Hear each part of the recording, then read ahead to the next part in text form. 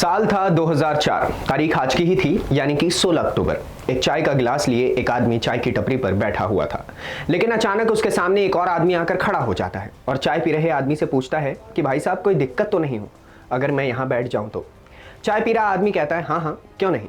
और फिर दोनों में अखबार की हेडलाइन और देश की राजनीति को लेकर बात होने लगती है। और फिर दूसरा आदमी अपनी जेब से एक लॉटरी का टिकट निकालता है और उसके 2 टुकड़े कर आपस में बांट देता है। लेकिन इस हरकत से तो ये मालूम पड़ता है कि ये दोनों एक दूसरे को पहचानते हैं, तो फिर अनजान बनने का नाटक क्यों? कुछ ही देर में वो आदमी जिसने जेब से टिकट निकाला था वो अपनी वैन में जाकर बैठ जाता है। लेकिन वैन अकेले नहीं है, उसका पीछा किया जा रहा है। कुछ किलोमीटर बाद वैन रुकती है। वैन से एक आदमी उतरकर पीछा कर रही गाड़ी के सामने जाकर खड़ा हो जाता है। पीछा कर रही गाड़ी में से भी कुछ लोग उतरते हैं और उसे पास के पेड़ के नीचे ले जाते हैं। चाय की टपरी पर बटा लॉटरी का टुकड़ा यहाँ आकर मिलता है और उस पर लिखा हुआ था 007, यानी कि जेम्स बॉन्ड का नंबर।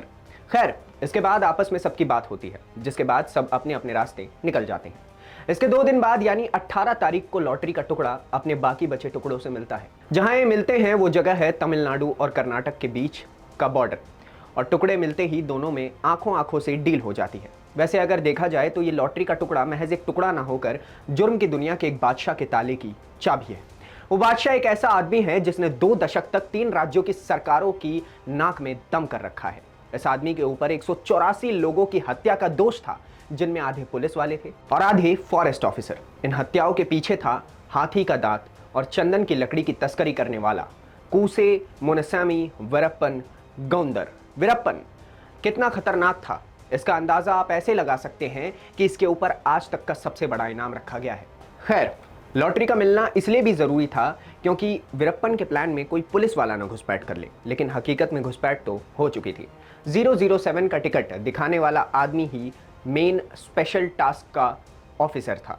11 महीने से पुलिस जिस ऑपरेशन की तैयारी कर रही थी, आज उसी का आखिरी दिन था। लॉटरी का टिकट मिलने के बाद वीरप्पन एम्बुलेंस में बैठता है और बैठकर रवाना हो जाता है और कोर्ट की ओर। लेकिन क्यों? अपनी आंख का इलाज करवाने के लिए। और ये सब कुछ वीरप्पन को बिना पता चले एसटीएफ के मुताबिक हो रही थी। यहां तक कि वीरप्पन जिस एम्बुलेंस में बैठा हुआ था वो भी एसटीएफ की ही थी। एम्बुलेंस निकलने के बाद एसटीएफ ऑपरेशन की फाइनल तैयारी में लग जाती है।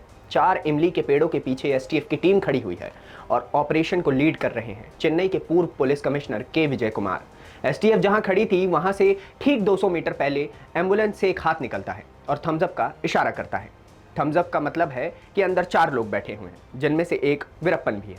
अब एम्बुलेंस रोकने के लिए नारंगी रंग की बैरिकेटिंग लगी हुई है और एम्बुलेंस ठीक इमली के पेड़ों के सामने आके रुक जाती है, जिसके बाद एसटीएफ के जवान एम्बुलेंस को घेर कर चेतावनी देते हैं, खुद को पुलिस के हवाले कर दो। लेकिन वहां से जवाब में सिर्फ और सिर्फ गोलियां आती हैं। इस जवाबी कार्रवाई में यहां से भी खूब गोलियां चलती हैं, यहां से मतलब पुलिस वालों की ओर से।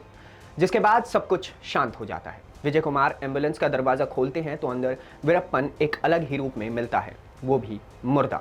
विजय कुमार झट से सीएम हाउस फोन मिलाते हैं। 1 साल पहले ही मुख्यमंत्री बनी जयललिता उस समय सो रही थी।